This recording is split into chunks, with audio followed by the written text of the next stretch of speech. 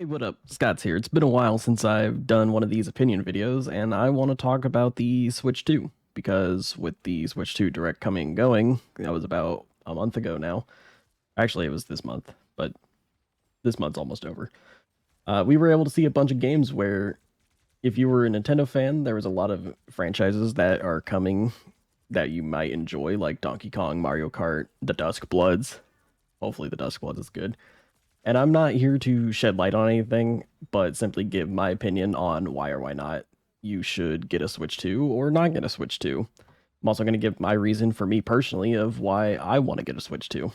So why am I picking up the Switch 2?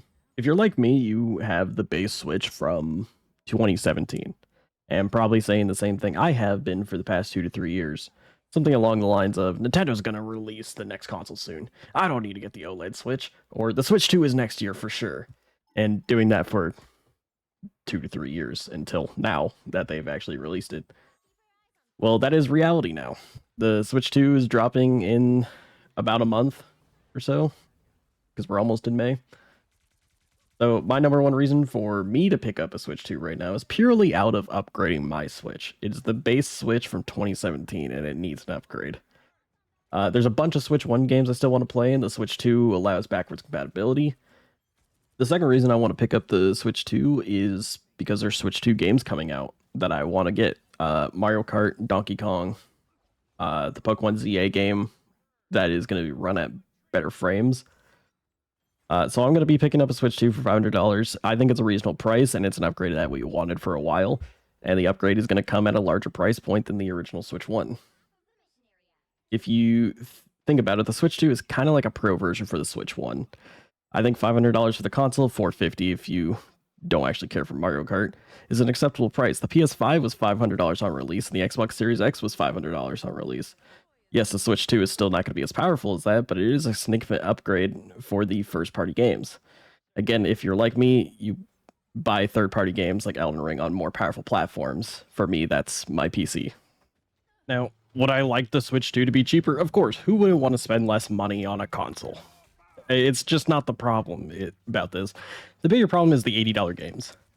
I don't want Nintendo to set the precedent that games should be base $80. I already didn't like games being $70, but it was still fine. $80 I feel like is just pushing it a tad too much. I'm tired of hearing, well, if you adjust for inflation, these are reasonable prices. Yeah, probably, but it feels wrong. And frankly, I don't want to spend that much. This is a company that wants money. There's no reason to defend them. Again, who doesn't want to spend less money? More money in your pocket equals more money for future games. With me getting the reasons of why to get a Switch 2 out of the way, here's a reason not to get a Switch 2. If you recently upgraded to a Switch OLED or a newer Switch 1, and you're not dying to play Mario Kart, Donkey Kong, or any of the other Switch 2 exclusives, then there's quite literally zero reason to pick it up on release. I had a friend told me that they only play Pokemon and nothing else. And with ZA going to be on the Switch 1, they saw no reason to pick up a Switch 2.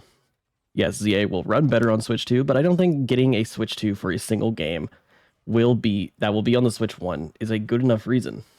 Again, this is mainly targeted at people that recently bought a newer Switch 1. If you have been harboring an original Switch from 2017 like me, I do think it's reasonable to pick up a Switch 2. This has been a whole big video on basically think for yourself and your situation. If you could justify picking up a Switch 2, then go ahead. It's your money and your decision. Nintendo's a company and you're a consumer. You decide what you buy and spend time on, not them. I hope everyone takes away that this is just my opinion and my thoughts on why people should and should not get a Switch 2, basically using my own thought process on why I want to Switch 2. Anyway, if you enjoyed the video, make sure to subscribe if you enjoyed, and I have other socials. If you want to check them out, they'll be in the description. So thank you for watching.